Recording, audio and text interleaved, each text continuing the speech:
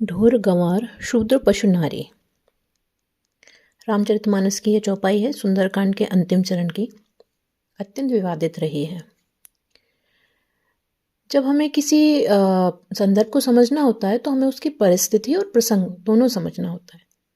तो सर्वप्रथम हम समझेंगे कि प्रसंग क्या है।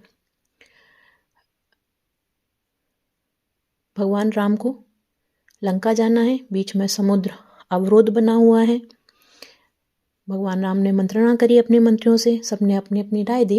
विभीषण ने कहा कि आपके कुलगुरु हैं समुद्र, तो आप उनसे विनय कीजिए, प्रार्थना कीजिए, वे निश्चित रूप से आपको मार्ग देंगे।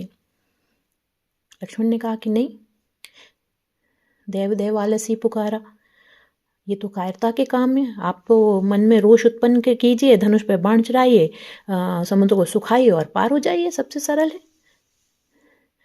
विनय तो कायरों के काम है, दीनों के काम है। भगवान ने कहा कि नहीं, हम सनातन परंपरा का ही पालन करेंगे और जिसमें प्रार्थना ही प्रमुख है। दंड अंतिम अस्त्र है। तो भगवान ने, दिनकर जी ने लिखा है, 3 दिवस तक पंथ मांगते रघुपति सिंधु किनारे, पढ़ते रहे छंद विनय के प्यारे प्यारे। उत्तर में जब एक नाद भी उठा नहीं सागर से, उठी अधीर धधक पौरुष से, आग राम के शर से। सिंधु देह धर त्राहि त्राहि करता आ गिरा शरण में, चरण पूज दासता ग्रहण की, बंधा मूढ़ बंधन में। दिनकर जी ने मूढ़ कहा है। रामचरितमानस के कवि श्री बाबा तुलसीदास ने भी उसको जड़ शब्द से संज्ञा दी है। तो मूढ़ और जड़ का क्या अभिप्राय है? मूढ़ और जड़ से अभिप्राय यह है जो अपने बलाबल को न जाने, दूसरे के बलाबल को न जाने। भगवान ने 3 दिन तक विनय की। सिंधु अभिमान में रहा, अहंकार में रहा। उसे ये नहीं समझ आया कि ये एक बाण उठाएंगे और वो मुझे सुखा देंगे, और तो मेरी परिस्थिति क्या होगी, मेरी स्थिति क्या होगी, दयनीय हो जाऊंगा मैं, हास्यास्पद परिस्थिति बनेगी मेरी। पर मूढ़ था, उसको नहीं समझ आया। जब भगवान ने दंड अपने हाथ में लिया तभी उसको समझ में आया। बुद्धिमान पुरुष कौन होते हैं? विभीषण उदाहरण है। जो राक्षस आए युद्ध में, विभीषण ने स्वयं से भगवान को बताया, प्रभु कुंभकर्ण आ रहा है, ये बल है उसका, प्रभु मेघनाद आ रहा है, ये बल है उसका, प्रभु रावण है, ऐसे नहीं मरेगा, इसकी नाभि में पीयूष है, नाभि में बाण मारिए। तो विभीषण बुद्धिमान थे। परिस्थितियों को समझा, अपने बल को समझा, अपने पक्ष को समझा, नैतिकता अनैतिकता को समझा, धर्म और अधर्म को समझा। तो उस अनुसार जब कार्य किया तो प्राप्त क्या किया? अविचल राज और प्रभु भक्ति, भोग और योग दोनों को प्राप्त हुआ। और समुद्र ने क्या प्राप्त किया अपनी जड़ता के कारण? भगवान का कोप, शरणागत हुआ, भय से आतुर था, दीनता के वचन बोल रहा था।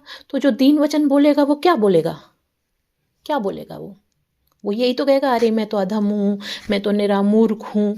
यही समुद्र ने वहां बोला, ढोर गंवार शूद्र पशु नारी, कि भगवान गलती हो गई, क्षमा करो, त्राही त्राही है, आपकी शरण में हूँ। शरणागति आपका प्रमुख लक्षण है, आप अकारण करुणा वरुणालय हैं, तो मेरी रक्षा कीजिए और ऐसा मत कीजिए जिससे मेरा ये मर्यादा मिट जाए, मेरा अस्तित्व मिट जाए। पहली बात तो वहाँ ढोर गंवार शूद्र पशु नारी समुद्र के मुख में डाल करके ये पंक्ति कही गई है। तो जड़ समुद्र।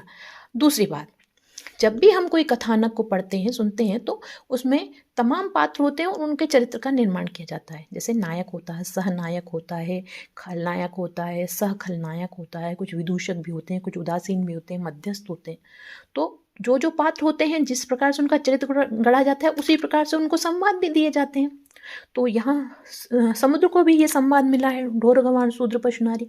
तो चूंकि वो जड़ पहले सिद्ध किया जा चुका है कि जड़ है, मूर्ख है, तो उसका कोई भी वाक्य सिद्धांत मानने लायक नहीं है। हम देखते हैं पूरे रामचरितमानस में रावण को प्रकांड विद्वान माना गया है।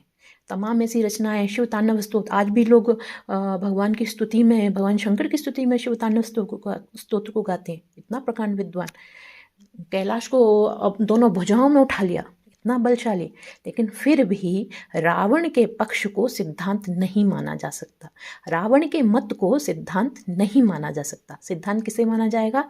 जो रामचरितमानस का नायक है, मर्यादा पुरुषोत्तम भगवान राम। और भगवान राम जिसका अनुमोदन करेंगे उसके कथन को सिद्धांत माना जाएगा।